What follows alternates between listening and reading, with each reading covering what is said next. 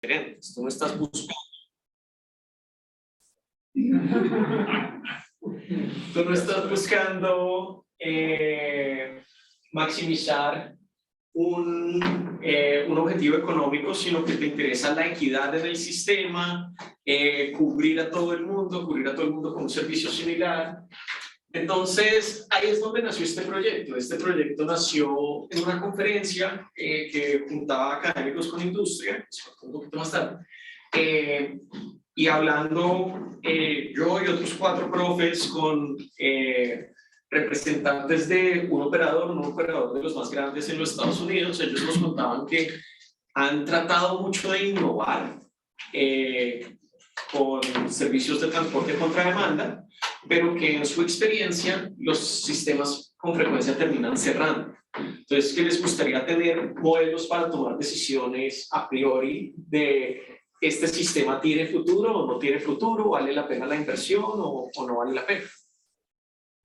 Entonces, esa es como la gran meta de este proyecto. Es un proyecto que continúa, somos varias universidades y la idea es como, si conocemos características de la demanda, primero, parte del proyecto es cómo estimar las características de la demanda de un área para este tipo de servicios, pero mi parte, con mi coautor Alexander Binnell, lo mencionaba al principio, es, bueno, digamos que sabemos la demanda, ¿qué podemos predecir del sistema en el mediano y en el largo plazo? Y la idea es contribuir a la toma de decisiones de diseño del sistema y del go, no go, de si se abre o no se abre. Entonces, eso es en general. La charla de hoy va a ser para un sistema muy específico que había en una ciudad intermedia de los Estados Unidos que ofrecía servicio de primera y última milla. Entonces, en esta ciudad hay servicio de bus tradicional y los buses van de una estación terminal a otra estación terminal. Pero la ciudad ha crecido, entonces más allá de la estación terminal vive mucha gente. Entonces, lo que habían hecho en esta ciudad, en Tampa, era que habían puesto un sistema a la demanda. Entonces, en cada estación se estacionaban 4, 6, 8 camioneticas y la gente a través de su app podía decir, mira, estoy en tal dirección, voy a la estación. Y era un radio de 3 kilómetros, creo. 3 kilómetros o 3 millas, a veces se me confunden. Y entonces ya, la camionetica iba y recogía 2 o 3 o 4 pasajeros y los traía a la estación de bus, o viceversa, digamos en las tardes cuando llegaba mucha gente en el autobús, se subían a la camionetica y la camionetica los dejaba en su casa o cerca de su casa. Y entonces este es como el sistema que inspiró este trabajo. Y entonces vamos a estudiar específicamente este sistema, pero si quiero que se lleven como una moraleja de la charla de hoy, es que lo que hicimos acá se puede aplicar a cualquier tipo de sistema en el que si las observaciones de un periodo a otro son independientes, puedes sencillamente hacer aproximación continua. Acá lo bonito es que hay una dependencia, entonces también tenemos el componente markoviano. Pero en transporte, pues muchos sistemas, digamos, una ruta va a empezar tarde si la anterior tuvo muchos pasajeros, cosas así, y va a haber más gente esperando si ya recogimos más gente, ese tipo de cosas. Entonces, el primer objetivo es para ese sistema en particular, el que existió en Tampa, o uno similar, hacer un modelo de aproximación continua que nos dé las medidas de desempeño. Y algo que decidimos sobre la marcha, pero es de los resultados, digamos, desde el punto de vista técnico más lindos, es que muchas de estas medidas de desempeño las obtenemos como variables aleatorias. Entonces sabemos no solo la media, sino toda la distribución. Entonces podemos calcular no solo la espera promedio, sino cuál es el cuantil 90 de la espera, o cuál es la probabilidad de que la espera sea más de 20 minutos, ese tipo de cosas. Pero para poder hacer todo esto necesitábamos hacer algún supuesto. Cada vez que el bus sale, no el bus, la camionetica sale de la estación, pasa a buscar algunos pasajeros y vuelve. ¿Eso cuánto se va a demorar? Entonces, ese es nuestro objetivo secundario, que es del cual voy a hablar primero. Entonces, aquí hicimos unos supuestos. El primer supuesto es, ya cuando la camionetica sale, no actualiza la ruta, lo cual está relativamente basado en lo que hacían en este sistema real, sino que ya tiene una ruta programada y la ruta en general es buena. Entonces, como son 3, 4, 5 pasajeros, podemos asumir que es un TSP, porque el conductor puede resolver un TSP de 5 nodos en su cabeza. Aunque el sistema les daba la ruta y se hacía algo de optimización, pero así no fuera así, todos podemos resolver un TSP de 4 nodos. Entonces lo que nos interesa, ¿cuál es la distribución de tours TSP de 3, 4, 5, 6 nodos en distribución?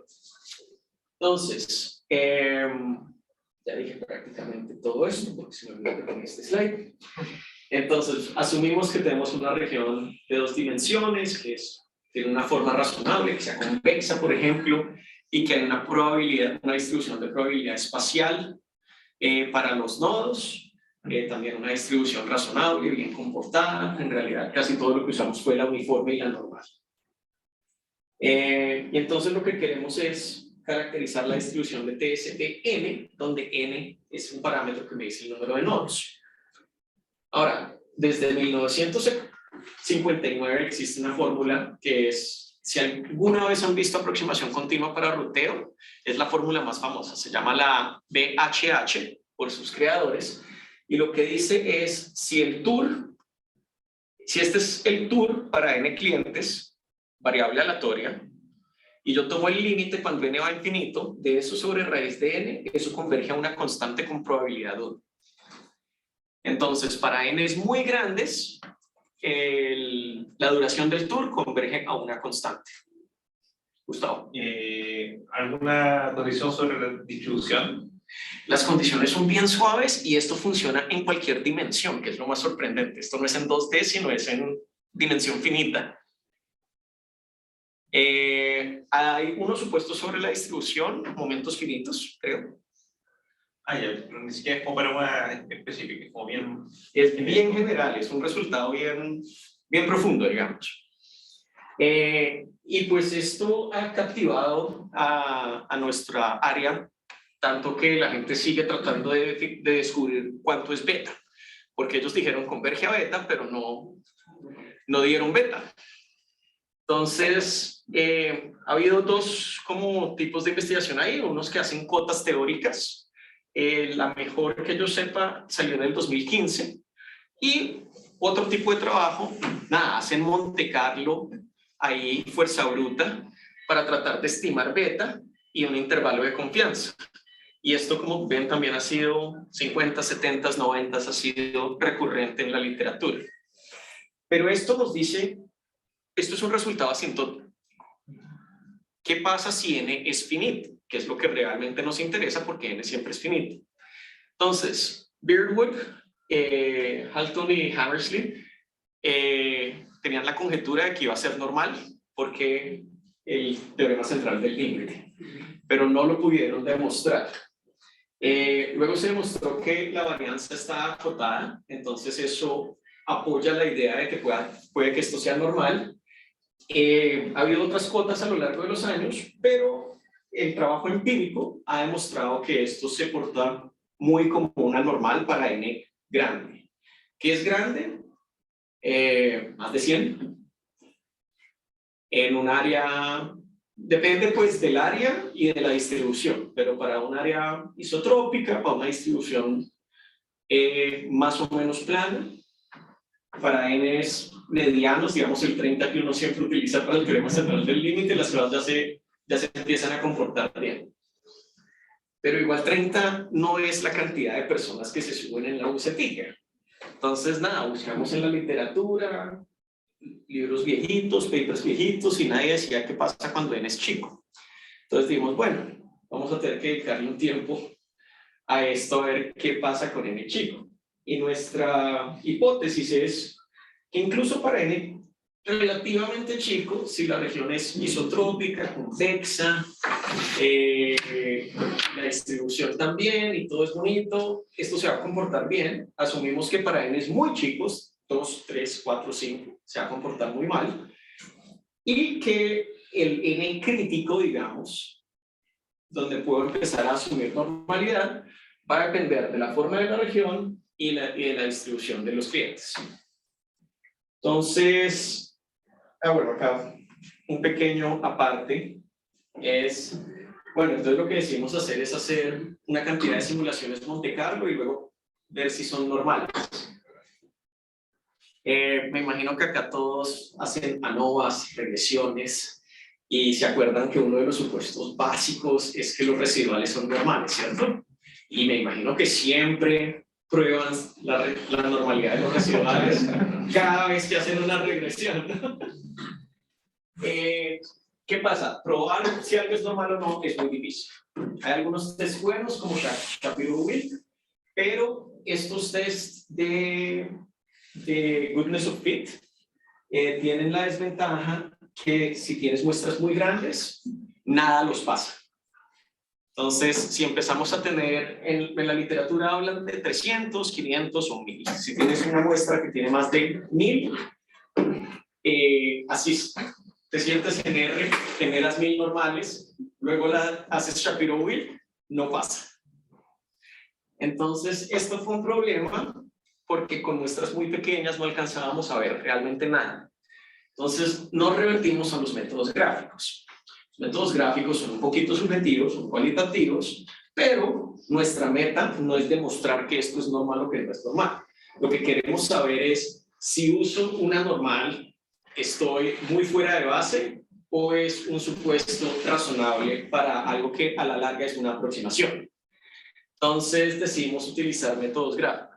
Entonces, como les dije, hacemos mucho Monte Carlo, utilizamos diferentes regiones, el cuadrado, el círculo, rectángulos de diferentes proporciones, diferentes distribuciones probabilísticas, entonces uniforme en el área, una normal centrada en el centro de un círculo y acotada por el círculo, una distribución como un anillo, que la distancia al centro del círculo es normal, también acotada por un círculo.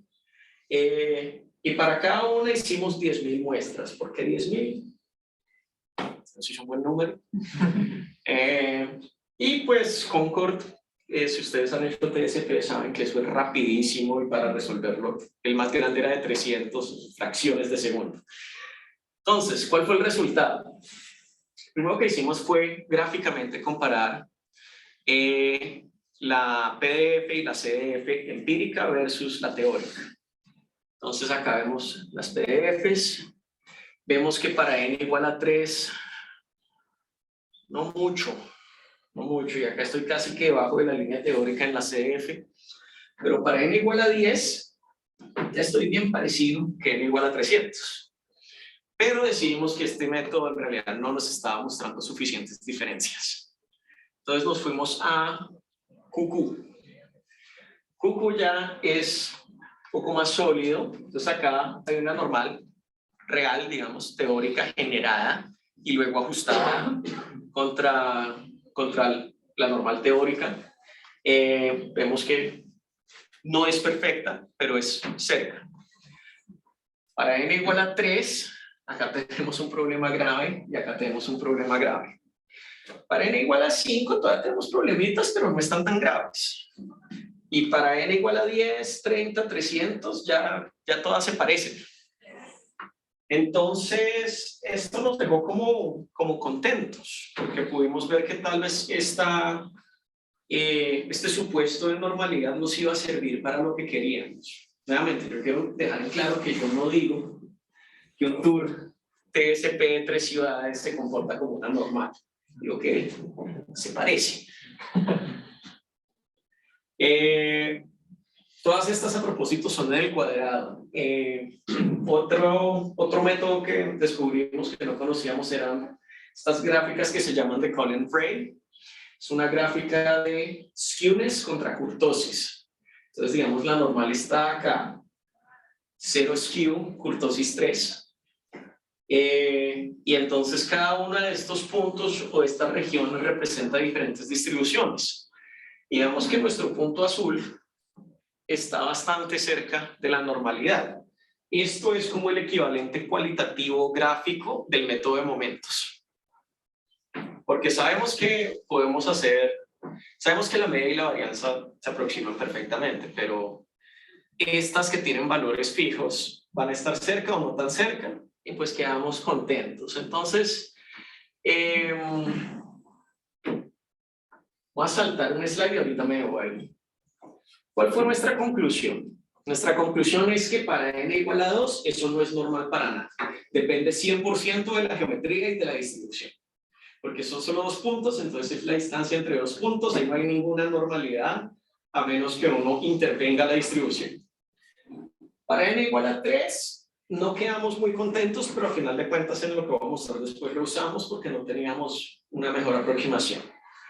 Para n igual a 4 a 10, las cosas ya se comportaban bien, siempre y cuando estuviéramos en regiones simétricas, el círculo, el cuadrado, con la distribución uniforme. Y en esas mismas, para n mayor o igual que 10, ya estábamos listos. Ahora, para las otras distribuciones, que no voy a mostrar los resultados acá porque me interesa más hablar de lo otro. Claro, entre más asimétrico el rectángulo, entre más aspect ratio tenga el rectángulo, más se demora esta distribución. La normal centrada en el centro de un círculo, un poquito peor que la uniforme. El anillo, donde la distancia al centro es normal, un poquito peor que la normal centrada. Y estas son cosas que uno se imaginaría. Entonces, pero lo importante es que las regiones que nosotros teníamos o las que queríamos analizar eran circulares, asumir un radio para este tipo de operaciones de última milla, primera milla, un círculo de radio fijo, un cuadrado de diagonal fija, son supuestos que se suelen hacer en la literatura. Entonces, y no teníamos suficiente información de la demanda para hacer una distribución sofisticada. Entonces sabíamos que íbamos a usar la uniforme. Por ser pequeña la región, el tipo de vivienda que había en toda la región era similar, que eran más que todo casas. Entonces podemos asumir razonablemente que la distribución de demanda es cerca a una uniforme. Entonces quedamos satisfechos. Lo único que nos faltaba era estimar los parámetros. Ahora, basado en todo lo que hay en la literatura, sabemos que la manera de estimar la media es estimarla con un estimador de beta por raíz de n. Sacamos un valor de beta bastante lejano al de la convergencia, pero eso no es una sorpresa porque nuestros n's todos son chicos. Y también nos interesaba la varianza porque queríamos caracterizar toda la distribución. Para la normal se necesitan los 2 parámetros. También basado en la literatura, asumimos que la fórmula de la varianza era una constante más otra constante sobre raíz de n. Estimamos las constantes, nos dio un fit bastante razonable y esto es lo que vamos a usar como nuestra aproximación continua dentro del modelo markoviano. Entonces no estamos utilizando como la aproximación continua clásica para una normal, o bueno, para Tourist TSP que asume una normal, porque esas en general solo funcionan para n's 30, 50, 100 o más, sino que hicimos nuestra propia aproximación continua de una forma totalmente empírica. Pros y contras de este trabajo. Pues 1, lo hicimos y nos sirvió.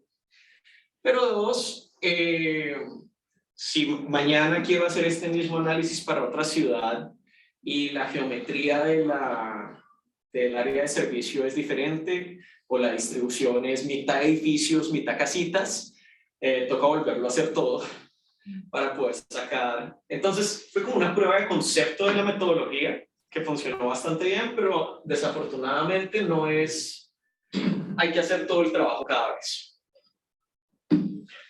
Bueno, entonces ya con esto sabemos que cada vez que el bucecito, la camionetica sale del depósito, el tiempo que se va a demorar en hacer ese tour va a ser Si solo va a buscar a un cliente y volver, como estamos en un círculo o dependiendo lo podemos calcular analíticamente con la geometría, si la distribución es uniforme. Y si son 2 clientes más el depósito, o sea, 3 o más nodos, vamos a utilizar la aproximación normal. Sabemos que no es perfecta, pero es mejor que la alternativa, que sería como, dado que el modelo es markoviano, nuestro primer intento fue hacerlo exponencial. Y vamos a ver que hicimos todo este trabajo y la exponencial funciona también bastante bien. Entonces, acá un repaso del problema. Vamos a asumir solo primera milla para esta charla. Esto se puede ajustar a primera y última milla, pero se complica un poco.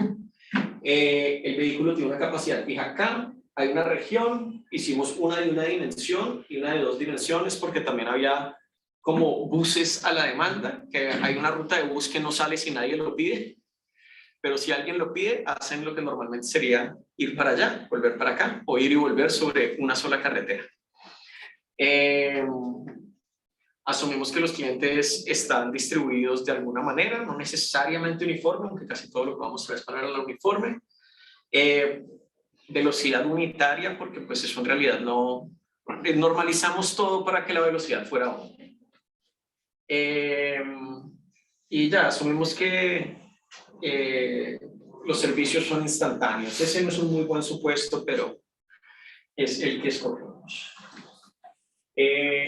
Acá lo interesante es que pues nos toca hacer supuestos sobre cómo se hace el servicio. Entonces, en la práctica sí existía a veces, bajo ciertas condiciones, la posibilidad de desviar la camionetica en caliente. Eso es dificilísimo de modelar de una manera de largo plazo. Entonces hicimos el supuesto que la camioneta arranca en el depósito. Apenas llega un pedido, va y lo busca. Mientras está buscando ese pasajero, llegan más pedidos y apenas deja ese primer pasajero, sale a buscar a los pasajeros que pidieron servicio y los busca de una manera TSP. Apenas sale del depósito, ya no cambia la ruta y vuelve. Y sigue haciendo esto. Y si el número de pedidos excede la capacidad de la camioneta, por el momento vamos a asumir que esos pedidos se pierden. Entonces, acá es donde llegamos a la cadena de Markov que prometí hace ya un buen rato. Digamos que vamos a observar el sistema solo al inicio de cada servicio. Entonces, yo puedo definir una cadena de Markov de tiempo discreto en la que el estado es el número de pasajeros que van a ser atendidos en ese servicio. Si en algún momento llego y no hay pedidos pendientes, entonces hay un servicio virtual para 0 pasajeros hasta que llegue el primer pasajero y salgo inmediatamente. Ese salgo inmediatamente también lo vamos a relajar en un momento. Y YN es la duración del viaje N. Entonces tenemos un proceso de Markov discreto y un proceso estocástico continuo que no son independientes. El estado, el número de pasajeros en el viaje N, en promedio, va a ser lambda por el número de pasajeros en el viaje anterior. Perdón, por la duración del viaje anterior. Y la duración del viaje N, pues va a ser un TSP entre XN pasajeros. Entonces están ligados los dos modelos. Voy a llamar μk el tiempo para servir, el tiempo promedio para servir K pasajeros, porque eso lo voy a usar en un segundo. Y el modelo de Markov es bastante, iba a decir sencillo, pero era integral en el tablero. Pero es bastante directo, es bastante transparente. La probabilidad de ir de 0 a 1 es 1, porque si estoy en el depósito y llega alguien, voy inmediatamente.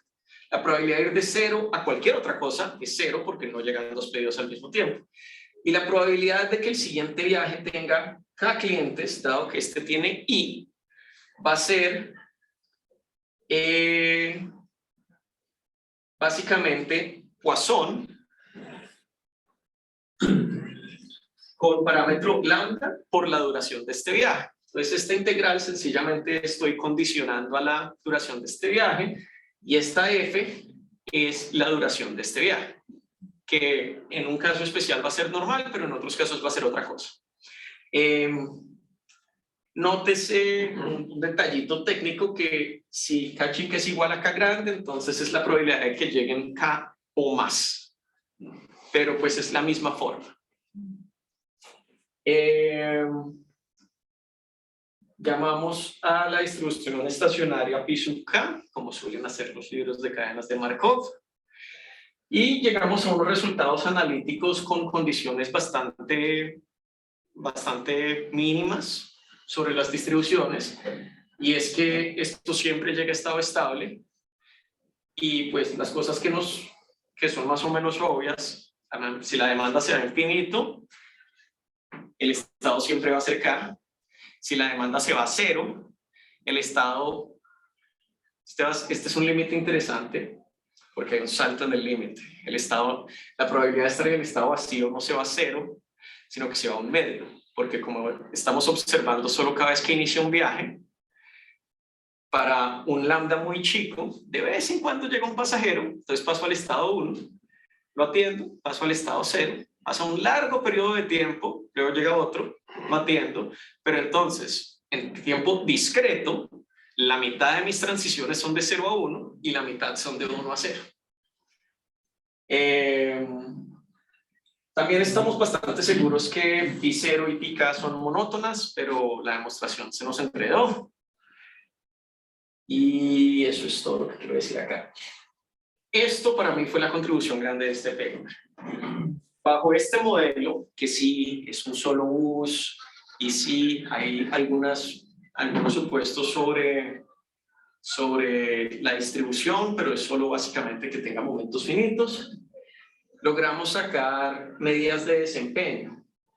Y yo no lo alcanzo a ver acá, pero las que están en azul, específicamente el número de pasajeros en cada viaje, la duración del viaje y el tiempo en el sistema, son variables aleatorias. Entonces, para esas tres en particular, podemos sacar cuantiles, probabilidades, todo lo que queramos. Aparte de eso, sacamos la fracción que la camionetica está estacionada. La utilización acá tengo el promedio, pero en el paper sí tenemos la distribución, pues la variable aleatoria. Lo que pasa es que hay que introducir un par de cosas más. Y la probabilidad de que te rechacen tu solicitud.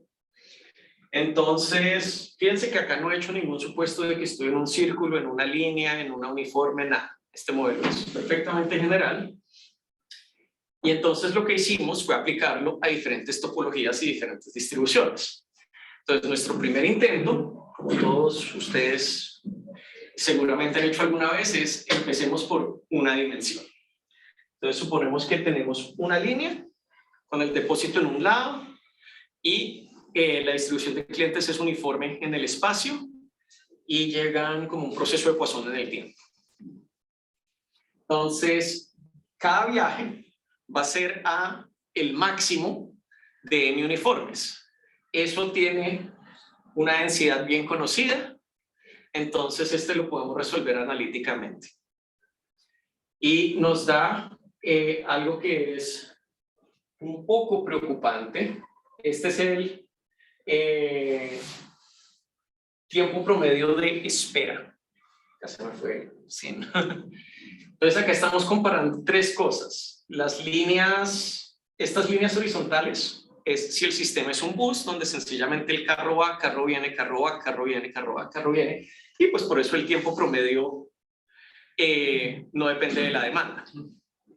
Estas líneas que se van rápidamente a infinito para una demanda bastante baja es un taxi.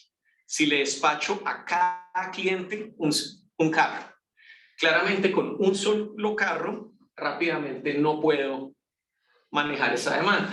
Y las líneas sólidas son el sistema on demand. Roja es uniforme, azul es triangular izquierda, verde es triangular derecha sobre la línea de la distribución. Vemos que todas tienen más o menos la misma forma, pero algo que vemos también que es interesante es que el espacio donde estos sistemas on demand son más deseables que un bus o un taxi, son bien estrechos. Ahora, que si el sistema con más carros de pronto funcionaría mejor, quizás, pero al menos en un high level, lo que estamos viendo es lo que estos operadores como Transdev han descubierto a la fuerza en el mundo real, y es que tiene que haber unas condiciones de demanda versus área de servicio muy especiales para que estos sistemas funcionen mejor que un bus, o que solo subsidiarle a Uber que me lleve a los pasajeros que digamos sean discapacitados o alguna cosa así. Y Daniel, el depo está en una esquina y el bus, Sí, porque si el depo se puede echar en la mitad, sería un sistema. como reposicionar el bus. Sí, no lo probamos, pero sospecho que sería similar. No lo hicimos en parte porque asumíamos que recogías a los pasajeros en un sentido y luego te devolvías. Entonces, en la mitad eso se confundió un poco. Además que a veces iniciarías para un lado, es para otro, entonces ya no tendría esta forma cerrada. Exacto, sí. Entonces, pues eso fue un resultado sencillo. De ahí ya... La pregunta, en el gráfico anterior, tú dices que me ayudas a ver el rango Claro, entonces, donde exitosa la este es el directo. tiempo promedio en el sistema. Entonces, tú en general quieres que la línea del mismo color esté debajo que la línea horizontal. Una mejor performance. Porque si no, te estás demorando más que ir en bus. Entonces, ¿quién va a querer eso? Gracias. Perfecto.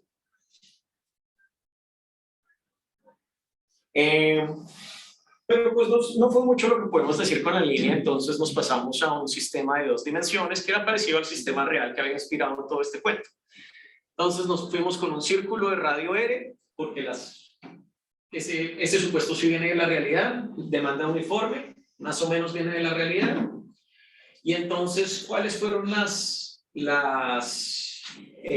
supuestos distribucionales?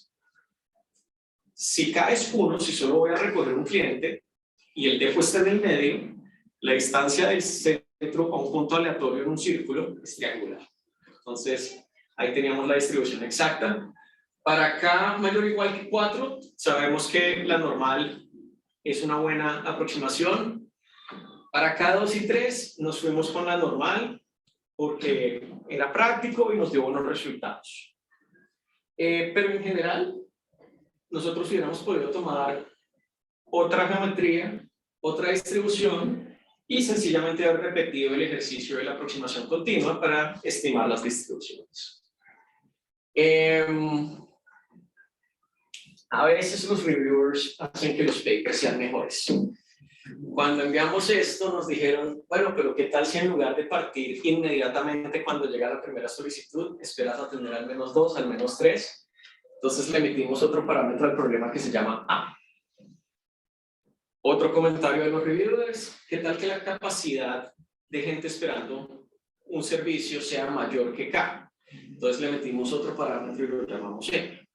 Y los reviewers a veces hacen los papers mejores porque nos permitió generalizar nuestras medidas de desempeño y todo siguió funcionando. Entonces acá estoy comparando el idling rate, es decir, el porcentaje de tiempo que el carro está parqueado, el número promedio de pasajeros por viaje y la probabilidad de admitir pasajeros contra la demanda en el eje X.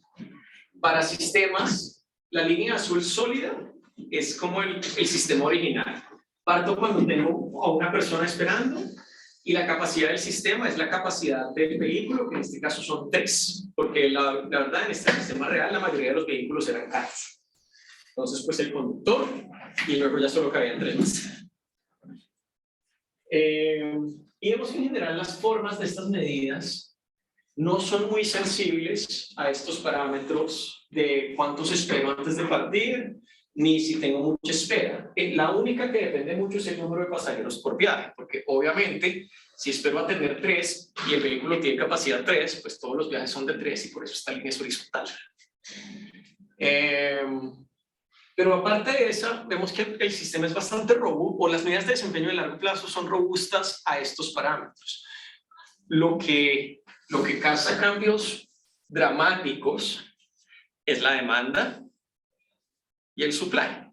Digamos, no tengo una acá, pero si cambiamos la capacidad del auto, eso cambia la forma de las líneas considerablemente.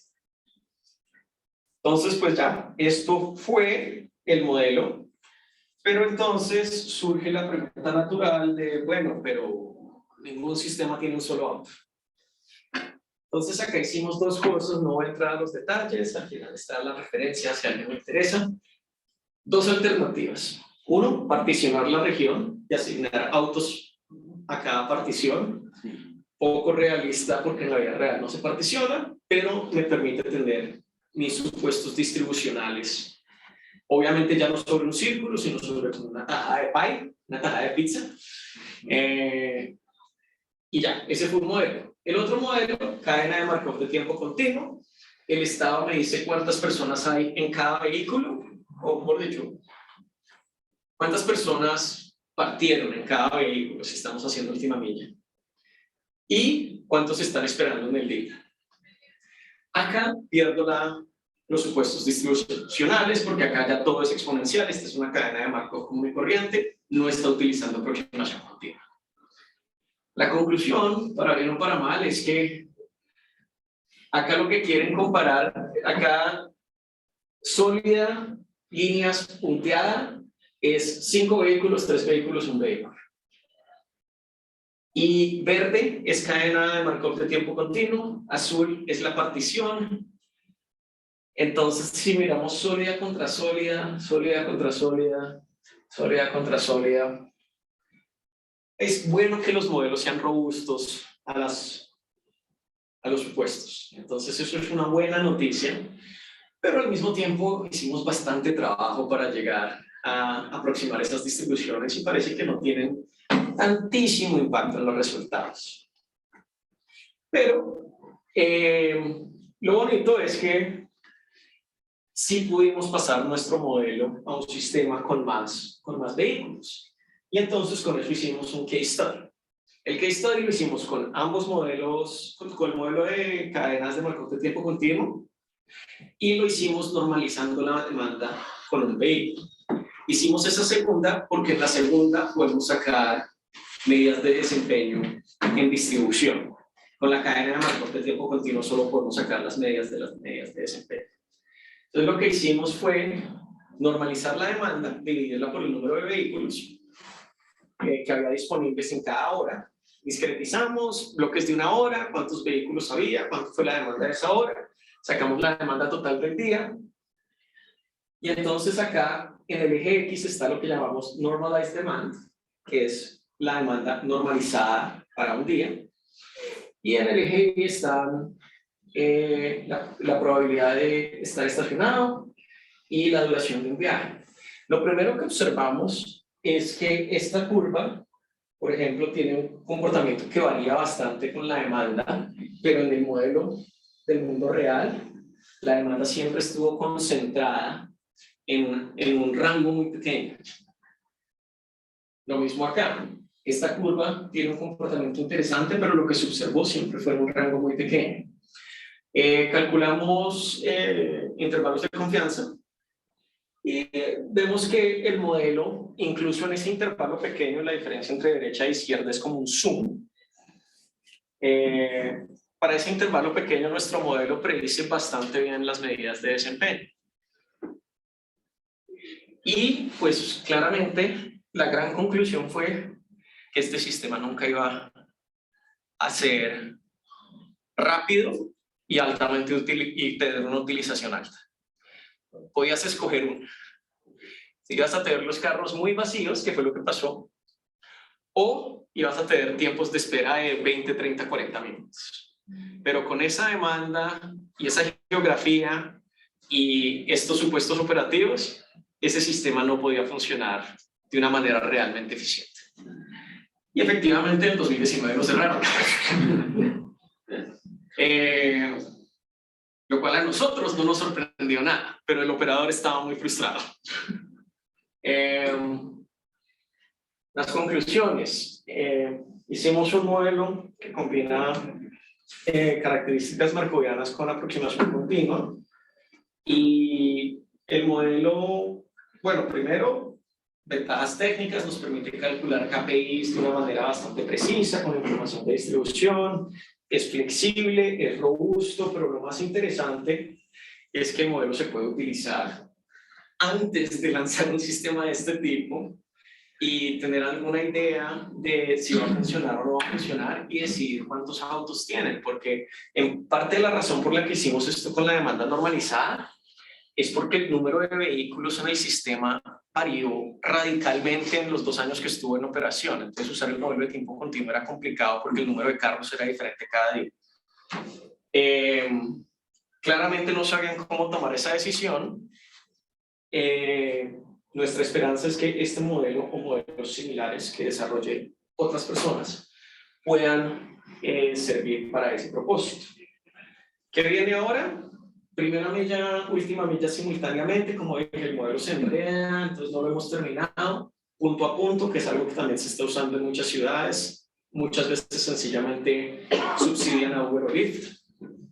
¿Qué pasa si tengo en cuenta que había más de un área de servicio? En esta ciudad había 3 áreas de servicio, pero asumimos que eran completamente independientes y separadas.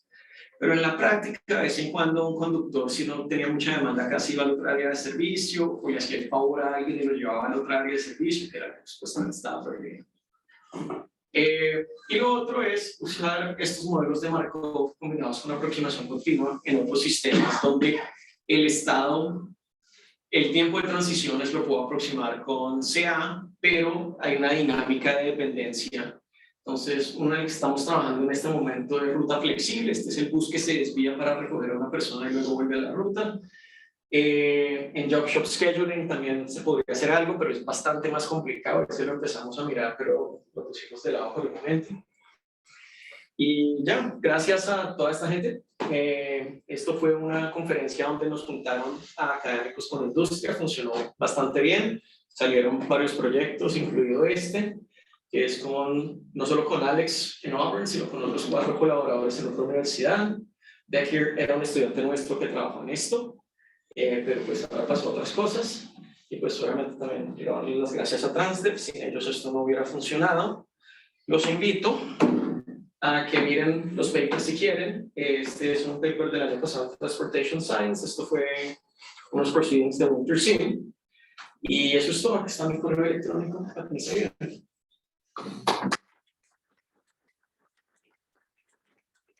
Muchas gracias, Daniel. Abrimos el espacio acá para preguntas.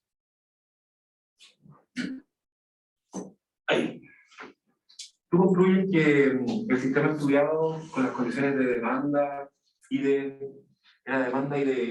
supply actuales no daba? Iba a ser o rentable o rápido, o con esperas cortas. Las fórmulas, el análisis continuo que construiste, ¿sirve para alguna forma de construir una regla de dedo o alguna fórmula sencilla que te diga desde qué umbral para arriba la cosa se vuelve rentable o factible? Más o menos. Digamos, nuevamente, acá vimos que estábamos concentrados acá y vemos que estas curvas con estos supuestos descienden bien rápidamente. Entonces, lo que nos gustaría es ver, esto es duración, o nos gustaría que hubiera, digamos que esta curva fuera bastante más acostada. Y entonces podríamos movernos acá un poco más hacia donde hay más utilización, sin sacrificar, bueno, igual el idling rate, acá nos hubiéramos podido mover hasta acá y hasta acá, y esto todavía es razonable. Estos hubieran sido viajes de 10 kilómetros y el vehículo utilizado casi el 100% del tiempo. Eso hubiera sido mejor, pero siempre tuvieron más supply del que necesitaban. Entonces había como un punto, había como un intervalo donde esto debía funcionar, pero era bien estrecho. En especial si empezamos a tener en cuenta, no tengo la gráfica del tiempo de espera, pero si digamos acá la probabilidad de rechazo te da un buen rato antes de que empiece a descender vertiginosamente. Entonces, si tú pudieras existir acá, y acá, y acá, estarías más o menos bien. Pero mira la pendiente, ¿sí me entiendes? Si la demanda viene siendo un poquito más o un poquito menos, ya estás en un área muy peligrosa. Bueno, súper, así. Matías. Hola, hola a todos, ¿me escuchan? Súper fuerte, más o menos. Más o menos, ahora, mejor. Ahí sí. Muy bien. Ya. Gracias, Daniel. Oye, me tuve que ausentar, lamento eso, tuve que ir a buscar a mi hijo al colegio, pero vi toda la charla por método online y me parece muy interesante este modelo teórico. Solamente una consulta, a nosotros nos gusta mucho este tema del ruteo y la optimización combinatorial, estás modelando muy bien ese tema, pero las rutas de recolección de pasajeros también me imagino que, sobre todo cuando se trata de personas con disabilities, ¿no es cierto?, tienen un componente de tiempos de parada importante. Entonces me imagino que si tú los modelas, por ejemplo, normales o algo así, puedes extender este modelo con tiempos de parada, ¿no? Sí, acá, ¿Cómo podrías complementar eso? acá básicamente sería, digamos, si sabemos que los tiempos de parada, por decir algo, son exponenciales, que sería razonable. Casi todos son cortos, pero si es una persona mayor o con discapacidad, de vez en cuando son muy largos. Pues nada, se los sumarías a los tiempos de viaje, es la convolución de la normal más la cantidad de paradas. Es solo otra distribución, complica las matemáticas un poquito, pero en teoría debería funcionar, por lo menos numéricamente. No sé si se podría llegar a nada analíticamente, pero numéricamente se podrían hacer todas las integrales y resolver. Y un segundo comentario, esto de los tiempos, estas probabilidades de transición, digamos, que son estacionarias. Estos sistemas probablemente son procesos de paso no homogéneos y no llegas mucho a la estacionariedad. No sé si han hecho estudios de qué tan bien aproxima eso. Ese es un buen tema y nosotros sí tenemos la demanda hora a hora de este sistema y no es homogénea. Entonces, todo este análisis es hora pico de la mañana más hora pico de la tarde, mencioné eso. Sencillamente sacamos las horas valle porque lo que nos interesaba era cómo funcionaría el sistema en horas pico. Es claro que en horas valle pues va a haber menos utilización. Y eso se nos hace que capturó como lo que estábamos buscando.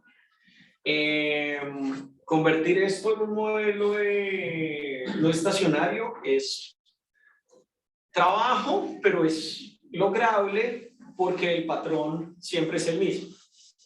Incluso podrías incorporar que los sábados y domingos son diferentes, pero pues sería bastante más trabajo. Y, por dicho, ahí ya sería solo remar computacionalmente. Yo no creo que ahí vaya a salir nada analítico por ninguna parte.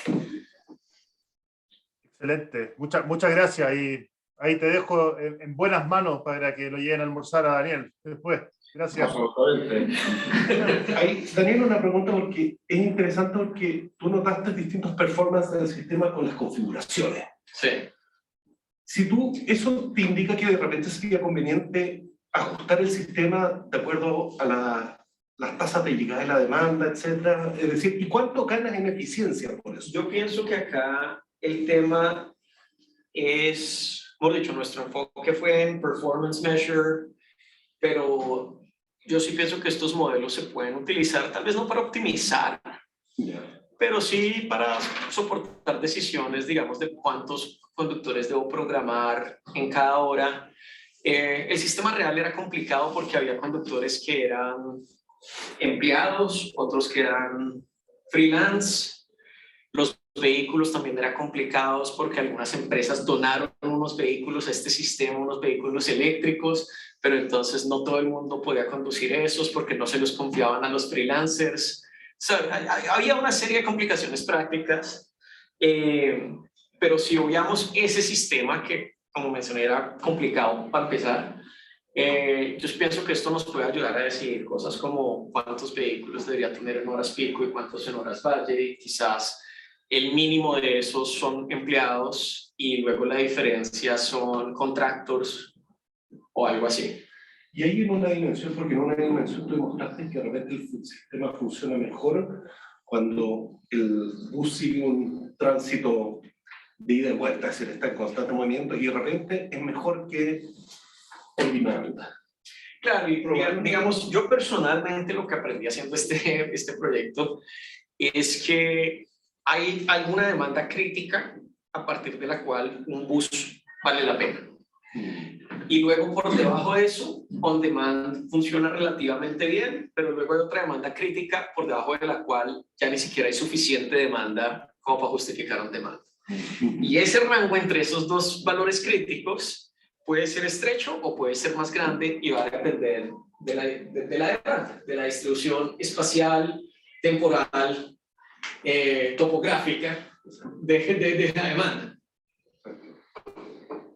Entonces, como que lo que yo le saqué a este proyecto es que estos sistemas on demand van a funcionar en algunas ciudades, pero en otras no. Víctor. Entonces, bueno, primero muchas gracias por la presentación, muy interesante. Es la primera vez que veo estos temas juntos, nunca no siendo especialista en ellos, digamos. Y mi única pregunta es si con un vehículo que modelaste en la cadena Markov como en tiempo discreto y cuando ya eran más no lo has hecho, ¿es solo por un tema de dificultad o porque no es posible? Un poco haciendo este símil a veces también con estos de sistemas de esfera, ¿no? Que uno igual tiene una cadena inmersa, cuando Claro. incluso hay más cajeros. Es porque cuando tienes dos vehículos, el tiempo de llegada va a depender de dos variables aleatorias. Si ambas son exponenciales, tienes la no memoria y no importa cuál llega primero y cuál llega después, y luego apenas llega uno, el tiempo hasta que llegue el otro sigue teniendo la misma distribución. Ya lo veo. Con los normales no. Entonces, ahí se nos desbarató. No, muy claro, muchas gracias. Súper, muchas gracias. Un aplauso a Daniel. Nos vemos la próxima semana en otro seminario. Muchas gracias a todos y nos vemos. Adiós.